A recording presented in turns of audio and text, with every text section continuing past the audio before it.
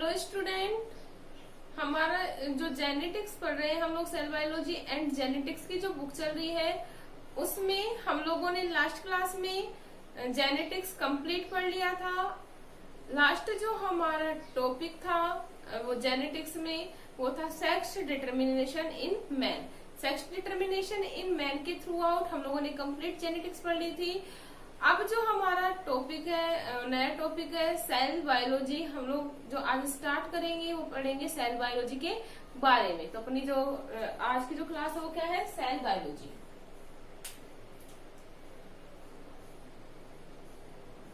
Cell biology या कोशिका विज्ञान। सबसे पहले तो हम लोग जान लेते हैं व्हाट इज सेल बायोलॉजी और हम लोग general introduction of cell biology पढ़ेंगे। क्या होता है सेल बायोलॉजी? जैसा कि नाम है कोशिका विज्ञान। कोशिका विज्ञान क्या होगी? हम बेसिकली भी डेफिनेशन निकाल सकते हैं। कोशिकाओं के अध्ययन के विज्ञान को ही क्या कहा जाता है? सेल बायोलॉजी, या हम लोग बोल सकते हैं साइटोलॉजी। कोशिकाओं के अध्ययन के विज्ञान को क्या कहेंगे भाई? साइटोलॉजी या सेल बायोलॉजी। इतना क्लियर है? सबसे पहले देखो किसने बताया सेल बायोलॉजी के बारे में या कोशिका के बारे में? सबसे पहले किसने बताया? तो सबसे पहले सेल के बारे में जिन्होंने बताया वो एक साइंटिस्ट थे जिनका नाम था रॉबर्ट हुक। किसने? रॉबर्ट हुक ने 1665 में। रॉबर्ट हुक ने 1665 में अपने द्वारा बनाई हुई माइक्रोस्कोप के द्वारा, किसके द्वारा? अपने ही द्वारा, उसने खुद के द्वारा अपनी एक सूक्ष्मदर्शी का निर्माण किया जिसमें कोर्क सेल में, प्लांट की कोर्क सेल में सबसे पहले कोशिका को देखा। कौन सी कोशिका को? We all know that student, जो कोर्क पार्ट होता है प्लांट का वो कैसा होता है? डेड। कैसा होता है भाई? डेड। तो सबसे पहले रॉबर्ट हुक ने डेड सेल को देखा, किसमें? कोर्क में। इतना क्लियर है? इसके बाद एक दूसरे वैज्ञानिक आए जिन्होंने ये तो कोशिका की खोज तो कर दी, लेकिन किसमें की? डेड सेल में। ठीक है। अब लिविंग सेल को सबसे पहले किसने देखा? तो जो लिविंग सेल को सबसे पहले देखा वो देखा एंटोनी वॉन ल्यूवेनहोक ने। किसने देखा भाई? एंटोनी वॉन ल्यूवेनहोक द्वारा सबसे पहले जीवित कोशिका को देखा गया और उसे सेल नाम दिया गया। इतना क्लियर है? अब हम बात करते हैं जो सेल होता है वो सभी जीवों में या सभी जो लिविंग ऑर्गेनिज्म है उसमें पाई जाती है। सभी जीवों में पाई जाती है और यह सबसे छोटी इकाई है। किसी भी जीवित जीव की सबसे छोटी जो इकाई है वो कौन सी है? सेल। तो हम लोग लिख सकते हैं सबसे छोटी इकाई क्या होगी? सेल। ठीक है। सबसे छोटी इकाई होने के साथ साथ ही यह किसी भी जीव की संरचनात्मक व क्रियात्मक इकाई है। मतलब हम लोग बोल सकते हैं किसी भी जीव की जो संरचनात्मक और क्रियात्मक इकाई होगी वो भी क्या होगी? सेल। तो हम लोग लिख सकते हैं संरचनात्मक व क्रियात्मक इकाई क्या होगी? सेल। अब सबसे पहले बात ये आती है स्टूडेंट कि इसे संरचनात्मक व क्रियात्मक इकाई क्यों कहा जाता है? रीजन तो होता है भाई हर चीज के पीछे। ठीक है। तो क्यों कहा जाता है इसे संरचनात्मक व क्रियात्मक इकाई? बिकॉज जो सेल होती है वो सभी, मैंने भी आपको बताया, सबसे छोटी इकाई है। इसके साथ ही साथ किसी भी जीव की जो संरचना का निर्धारण किया जाता है वो भी किसके द्वारा किया जाता है? सेल के द्वारा। देखते हैं कैसे। सबसे छोटी इकाई क्या होगी? सेल। ठीक है। सेल से बड़ी जो इकाई होती है the group of cell is known as tissue. क्या कहलाएंगे? टिश्यू या उत्तक। ठीक है। कोशिका, उत्तक। उत्तक मिलकर किसका निर्माण करते हैं? ऑर्गन या अंग। ठीक है। ऑर्गन मिलकर किसका फॉर्मेशन करेंगे? ऑर्गन सिस्टम का। किसका फॉर्मेशन करेंगे? ऑर्गन सिस्टम, या हम लोग बोल सकते हैं अंग तंत्र का। और ऑर्गन सिस्टम मिलकर कंप्लीट ऑर्गेनिज्म या बॉडी का क्या करते हैं? फॉर्मेशन। ऑर्गेनिज्म या बॉडी का क्या कर रहे हैं, निर्माण। तो हम लोग देख सकते हैं कहाँ से स्टार्ट हुआ, कोशिका से। कोशिका मिलकर उत्तक, उत्तक मिलकर अंग, अंग मिलकर अंगतंत्र, और अंगतंत्र मिलकर कंप्लीट किसका फॉर्मेशन करते हैं, बॉडी का फॉर्मेशन करते हैं। तो बॉडी बनी, किसी भी जीव की संरचना बनी, तो इसलिए इसे क्या कहा जा रहा है, संरचनात्मक इकाई। क्लियर है। अब देखो जीवों को कोशिका के आधार पर दो भागों, मेनली कितने पार्ट्स में डिवाइड किया गया है, 2 पार्ट्स में डिवाइड किया गया है। फर्स्ट है एक कोशिकीय और सेकंड है अपना बहुकोशिकीय। कोशिकीय संगठन के आधार पर, किसके आधार पर, कोशिकीय संगठन के आधार पर कितने पार्ट्स में डिवाइड किया गया है, 2। कौन कौन सा, एक तो होगा एक कोशिकीय और दूसरा होगा बहुकोशिकीय। कई बार हम लोग देखते हैं कि कुछ बुक्स में एक 3 पार्ट्स में डिवाइड दिखाया गया है, एक कोशिकीय, द्विकोशिकीय और बहुकोशिकीय। लेकिन अगर हम मेनली बात करें तो जो मेनली होती है वो कोशिकाएं होती है 2 टाइप्स की, एक कोशिकीय और बहुकोशिकीय। इतना क्लियर है। अब हम बात करते हैं टाइप्स ऑफ सेल की। तो जो टाइप्स ऑफ सेल की अगर हम बात करें तो जो कोशिकाएं होती हैं उन्हें मेनली 2 पार्ट्स में डिवाइड किया गया है। कितने भागों में डिवाइड किया गया है, 2 पार्ट्स में। कौन कौन सा, फर्स्ट जो होता है हमारा होता है प्रोकैरियोटिक एंड अदर जो होती है वो कौन सी होती है, यूकैरियोटिक। ठीक है। तो कोशिका को कितने पार्ट्स में डिवाइड किया गया, 2 पार्ट्स में, प्रोकैरियोटिक एंड यूकैरियोटिक। तब हम पढ़ते हैं difference between prokaryotic and eukaryotic.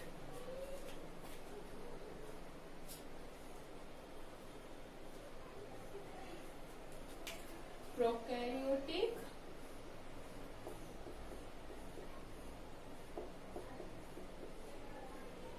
And second है अपना eukaryotic.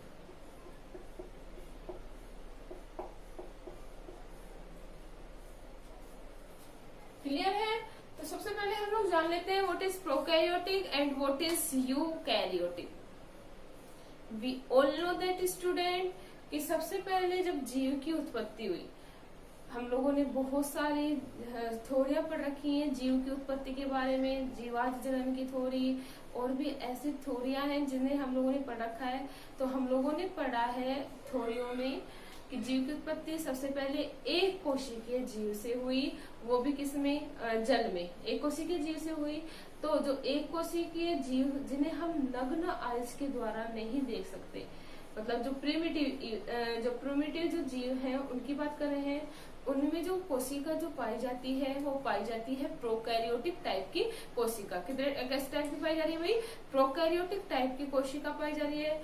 We all know that student जो डेवलपमेंट होता है किसी भी जीव का वो धीरे धीरे होता है। डेवलपमेंट कैसे होगा, ऐसा तो है नहीं कि डायरेक्ट ही कोई चीज डेवलप्ड आ जाएगी। तो जो डेवलपमेंट होता है किसी भी जीव का वो कैसे होता है, स्लोली। ठीक है, it is a slowly process. तो स्लोली प्रोसेस हुई, सबसे पहले जो जीव आए वो प्रोकैरियोटिक जीव थे, धीरे धीरे डेवलपमेंट हुआ। कुछ जो हम लोग पढ़ते हैं कि 3 टाइप्स की सेल्स होती है, प्रोकैरियोटिक, मेसोकैरियोटिक एंड यूकैरियोटिक। लेकिन अगर हम बात करें मेनली पार्ट्स की तो मेनली 2 टाइप्स की सेल होती है, एक प्रोकैरियोटिक एंड अदर यूकैरियोटिक। हम सबसे पहले बात करते हैं प्रोकैरियोटिक की। तो जो प्रोकैरियोटिक जो नाम है, जैसा कि नाम है प्रोकैरियोटिक,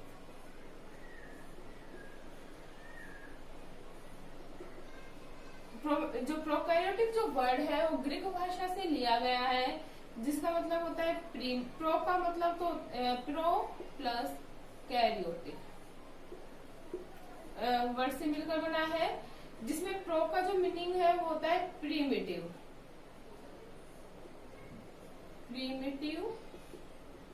और कैरियोटिक का मतलब होता है कैरियोन या न्यूक्लियस।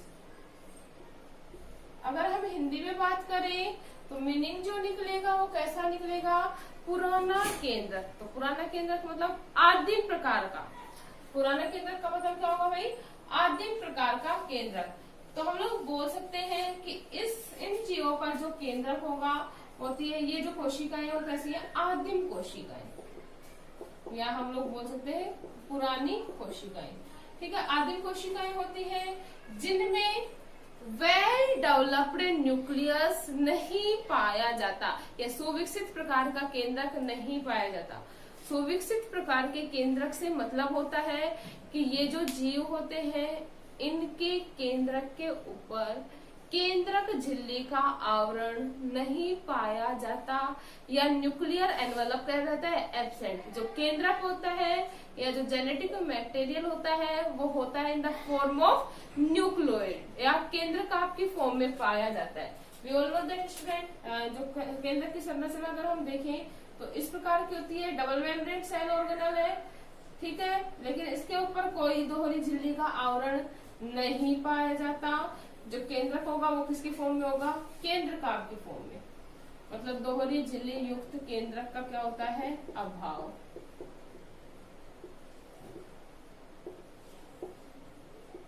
ठीक है, केंद्रक का क्या रहेगा, अभाव।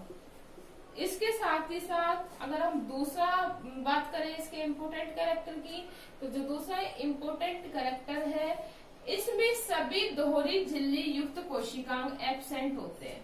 क्या एब्सेंट होते हैं, दोहरी झिल्ली युक्त कोशिकांग, दोहरी झिल्ली युक्त कोशिकांग, कोशिकांग क्या रहेंगे, एब्सेंट। रीजन क्या है, सब ये जो सेल है वो अनडेवलप्ड टाइप की है। अनडेवलप्ड टाइप की होने के कारण इसमें सभी दोहरी झिल्ली युक्त कोशिका क्या होते हैं, एब्सेंट। एग्जांपल हम ले सकते हैं जैसे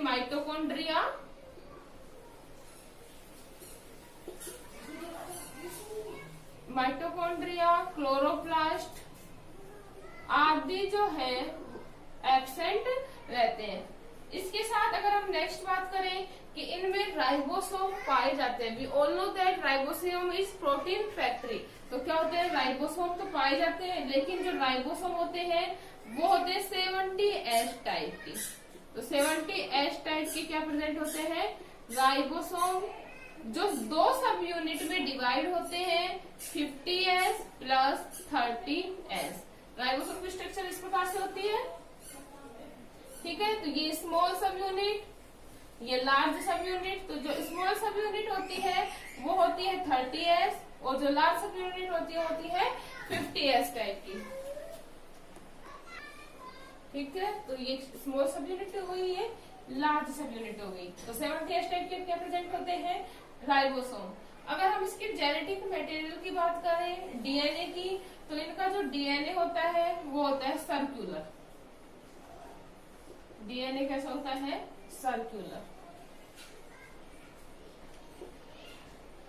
डीएनए सर्कुलर होने के साथ साथ इसके डीएनए में हिस्टोन प्रोटीन एब्सेंट होते हैं। डीएनए में हिस्टोन प्रोटीन क्या होंगे, एब्सेंट। हिस्टोन प्रोटीन का क्या पाया जाता है भाई, अभाव पाया जाता है। क्यों, रीजन क्या है, क्योंकि ये वेल डेवलप्ड टाइप की नहीं है। तो ये थे important characteristics features of prokaryotic cell.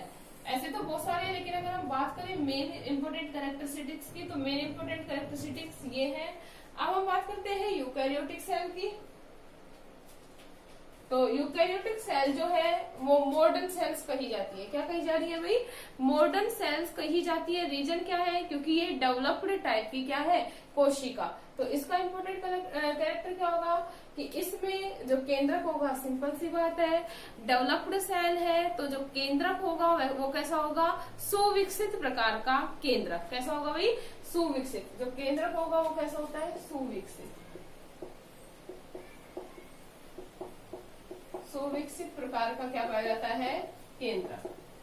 सुविकसित प्रकार के केंद्रक से मतलब क्या है कि इसका जो केंद्रक होगा वो दोहरी झिल्ली युक्त होगा, मतलब इसके ऊपर दो झिल्लियां पाई जाएंगी।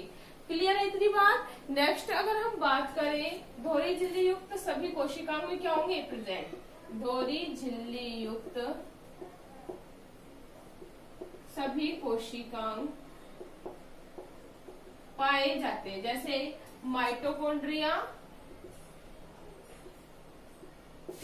गोल्जी बॉडी आदि क्या होंगे, प्रेजेंट। ठीक है, इसी के साथ साथ इसमें जो राइबोसोम होंगे वो होते हैं 80S टाइप के। कितने एस टाइप के होंगे?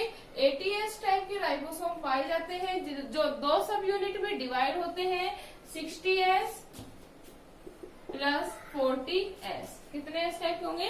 60 एस व ठीक है 60 एस और 40 एस टाइप के राइबोसोम पाए जाते हैं। अगर इसके डीएनए की बात करें तो सबसे इम्पोर्टेंट बात, जो यूकैरियोटिक कोशिका होती है वो मल्टी सेल्यूलर ऑर्गेनिज्म वाले जीवों में पाई जाती है, बहुकोशिकीय जीवों में पाई जाती है। इसका जो डीएनए होता है वो होता है लीनियर। डीएनए कैसा होगा? लीनियर या रेखिक पाया जाता है। और डीएनए में क्या प्रेजेंट होगा? Histone protein. डीएनए में हिस्टोन प्रोटीन पाए जाते हैं। यह उन जीवों में पाई जाती है जिनमें जो विकसित प्रकार के होते हैं या जो बहुकोशिकीय प्रकार के होते हैं। तो ये था major difference between prokaryotic and eukaryotic cell. Clear है?